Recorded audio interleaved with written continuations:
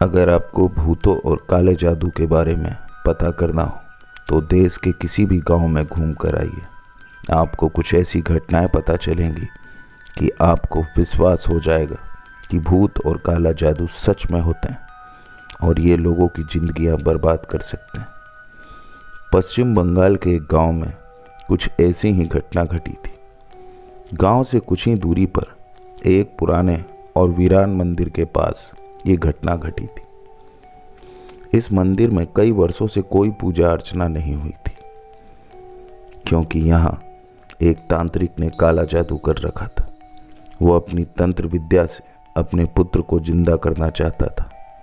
उसने मंदिर के अंदर कई तांत्रिक अनुष्ठान किए,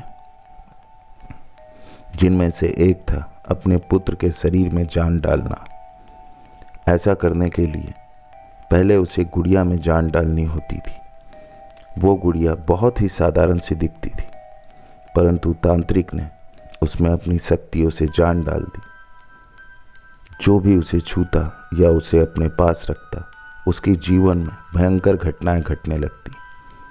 कई सालों तक तंत्र क्रिया करने के बाद भी जब वह अपने पुत्र को जिंदा नहीं कर सका, तब उसने वहां से जाने का फैसला किया और गुड़िया को तांत्रिक ने एक सुनसान जगह पर फेंक दिया, ताकि कोई भी इंसान उस गुड़िया के श्राप का शिकार ना बने।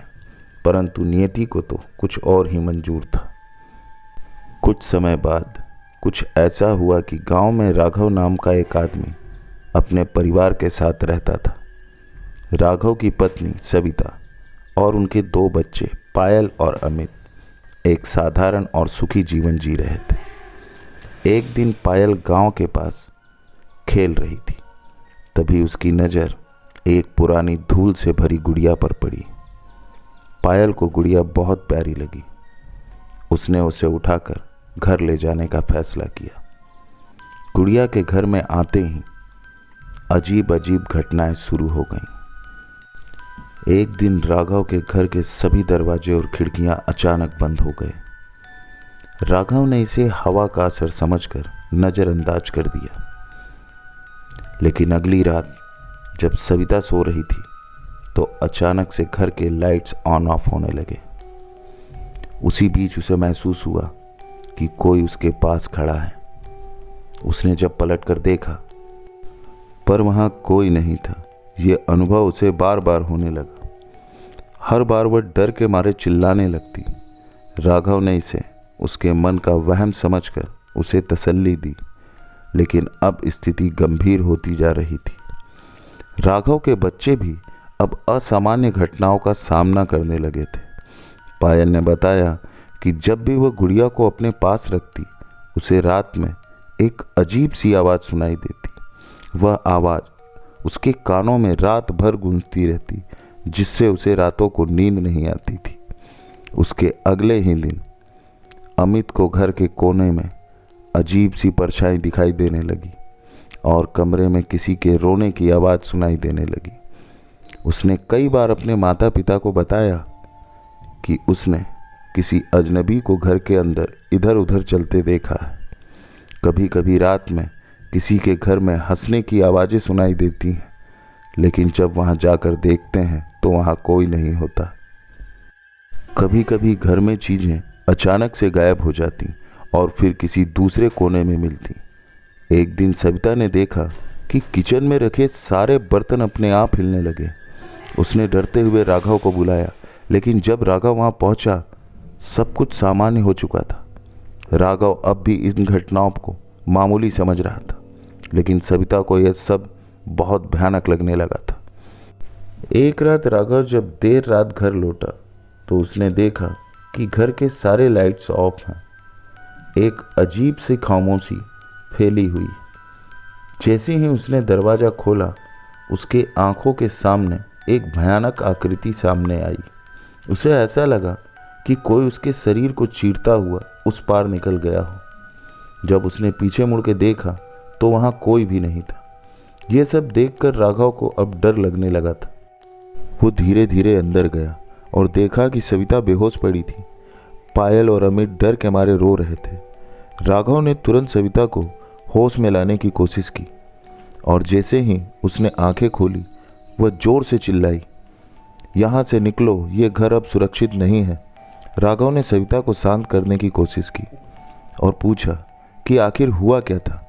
सविता ने बताया कि जब वह सो रही थी उसे लगा कि कोई उसके पास खड़ा है।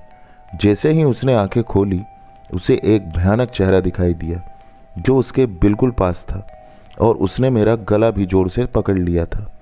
वह चेहरा किसी इंसान का नहीं था बल्कि एक भूत था।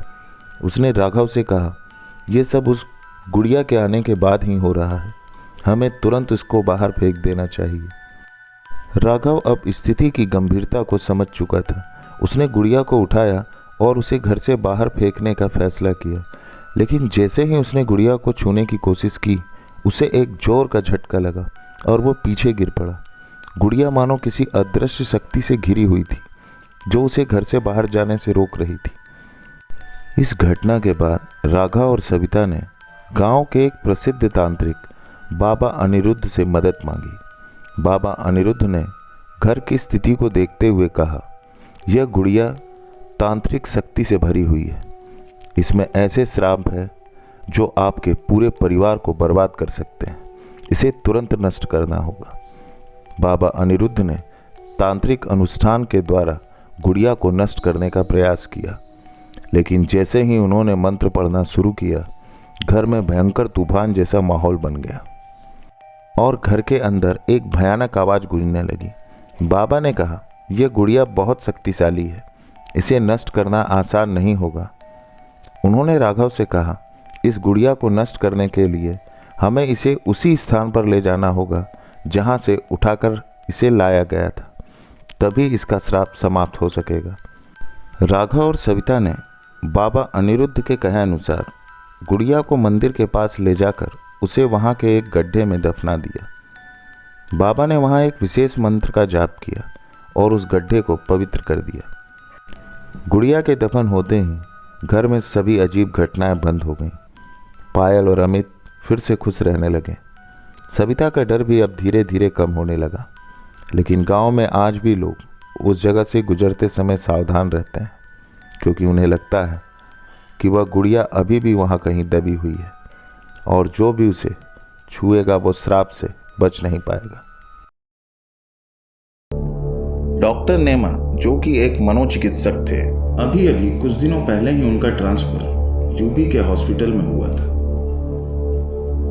जिस हॉस्पिटल के बारे में कहा जाता है कि वहां रात में अक्सर भूत घूमते हुए वहां के नाइट स्टाफ को दिखते हैं। तो आइए जानते हैं डॉक्टर नेमा के साथ घटी एक सच्ची घटना को। डॉक्टर नेमा का अभी कुछ दिनों पहले ही यहां ट्रांसफर हुआ है। जिस दिन से डॉक्टर नेमा ने हॉस्पिटल ज्वाइन किया है उसी दिन से ही उन्हें यह हॉस्पिटल कुछ ठीक नहीं लग रहा था। डॉक्टर नेमा उस हॉस्पिटल के बारे में कुछ नहीं जानते थे। यूं तो डॉक्टर नेमा भूत प्रेत पर विश्वास नहीं करते थे, मगर उस हॉस्पिटल में रोज उनके साथ कुछ ऐसा हो रहा था जो सामान्य नहीं था।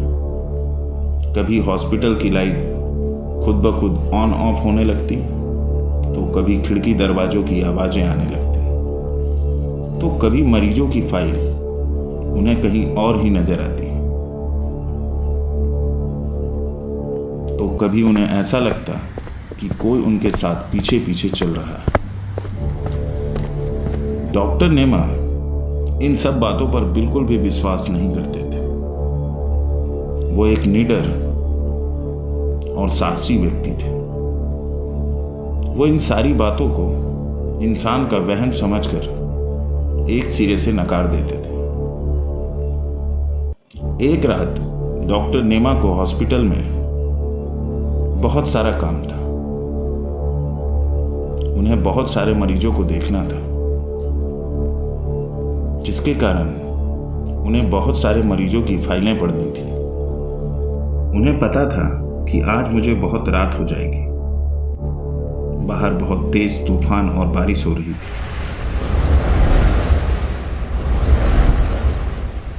हॉस्पिटल का लगभग सारा स्टाफ जा चुका था। डॉक्टर नेमा अपने केबिन में अकेले बैठे थे और अपने पेशेंटों की फाइल पढ़ने में बिजी थे। रिपोर्ट पढ़ते पढ़ते डॉक्टर नेमा को अपनी केबिन में आज भी किसी के मौजूदगी का एहसास हो रहा था। मगर यह सब डॉक्टर नेमा के लिए रोज की बात हो चुकी थी। डॉक्टर नेमा ने इस सब की तरफ ध्यान नहीं दिया। कुछ देर बाद डॉक्टर नेमा के केबिन के दरवाजे पर किसी ने दस्तक दी। डॉक्टर नेमा समझे कि उनके स्टाफ का कोई आदमी अंदर आना चाहता है। तभी उन्हें कहा, कम इन। मगर काफी देर हो चुकी थी, कोई अंदर नहीं आया। तभी उनने दरवाजे की तरफ नजर उठाकर देखा और वो फिर से मरीजों की फाइल पढ़ने में बिजी हो गए। कुछ देर बाद फिर से किसी ने दरवाजे पर दस्तक दी। डॉक्टर नेमा ने फिर से कहा, हाँ कम इन। इस बार भी कोई अंदर नहीं आया। डॉक्टर नेमा सोचने लगे, कौन है जो इतनी रात को मेरे साथ मजाक कर रहा है। डॉक्टर नेमा अपनी कुर्सी से उठे और अपने केबिन का दरवाजा खोलकर उन्होंने बाहर की तरफ देखा। तो डॉक्टर नेमा ने देखा वहां कोई नहीं था। चारों तरफ सन्नाटा ही सन्नाटा था। डॉक्टर नेमा ये देखकर हैरान रह गए। उनने तभी अपने केबिन का दरवाजा बंद किया और वापस अपने केबिन में आकर बैठ गए। अब डॉक्टर नेमा को थोड़ा डर लगने लगा था। डॉक्टर नेमा ने सोचा, हो सकता है ये उनका वहम हो। डॉक्टर नेमा अपनी केबिन से बाहर देखने लगे। बाहर जोरों की बारिश हो रही थी। उनने सोचा कि आज रात भी लगता है मुझे इसी हॉस्पिटल में रुकना पड़ेगा। ये सब सोचते सोचते डॉक्टर नेमा फिर से मरीजों की रिपोर्ट पढ़ने लगे। रिपोर्ट पढ़ते पढ़ते डॉक्टर नेमा को अपने केबिन में किसी के आने की आहट सुनाई दी। तभी उन्होंने नजर उठा के देखा कि उनके सामने एक डरावनी सी औरत खड़ी है, जिसके बाल चेहरे से आगे की तरफ लटके हुए हैं। डॉक्टर नेमा समझ चुके थे कि ये प्रेत आत्मा है। डॉक्टर नेमा ने हिम्मत से काम लिया और बिना डरे वो अपनी रिपोर्ट पढ़ने में बिजी हो गए। डॉक्टर नेमा ऐसे हो गए जैसे मानो वहां कुछ हुआ ही ना हो। थोड़ी ही देर बाद डॉक्टर नेमा वहां से उठे और अपने जरूरी सामान लेकर वहां से निकल पड़े। इस बार डॉक्टर नेमा समझ चुके थे कि उनके साथ अब तक जो कुछ भी हो रहा था वो वहम नहीं बल्कि हकीकत था। इस हॉस्पिटल में किसी ना किसी की प्रेत आत्मा है जो ये सब कुछ करती रहती है। अब डॉक्टर नेमा उस हॉस्पिटल के बारे में ये जानना चाहते थे कि वहां ये घटनाएं क्यों हो रही हैं। जब दूसरे दिन डॉक्टर नेमा हॉस्पिटल पहुंचे तो उन्होंने डॉक्टर मनुज को अपने केबिन में बुलाया और डॉक्टर नेमा ने उस रात घटी सारी घटना के बारे में उन्हें बताया। तब डॉक्टर मनुज ने डॉक्टर नेमा की सारी बातें सुनी। उसके बाद डॉक्टर मनुज ने बताया, जब यह हॉस्पिटल बनाया जा रहा था तो इस हॉस्पिटल की कुछ जगह पर एक औरत का घर था जिसे हॉस्पिटल बनाने के लिए तुड़वा दिया गया। उसके बाद वो औरत घर न मिल पाने के कारण मर गई। इस जमीन से उसका लगाव होने के कारण उसकी आत्मा आज भी इस हॉस्पिटल में घूमती रहती है, लेकिन उसने आज तक किसी को नुकसान नहीं पहुंचाया। इस आत्मा के बारे में हॉस्पिटल के सभी स्टाफ को पता है। दोस्तों, ये कहानी आपको कैसी लगी हमें कमेंट्स करके ज़रूर बताएं। अगर कहानी अच्छी लगी हो तो चैनल को लाइक करें, सब्सक्राइब करें, साथ ही में बेल आइकन दबाना ना भूलें। धन्यवाद।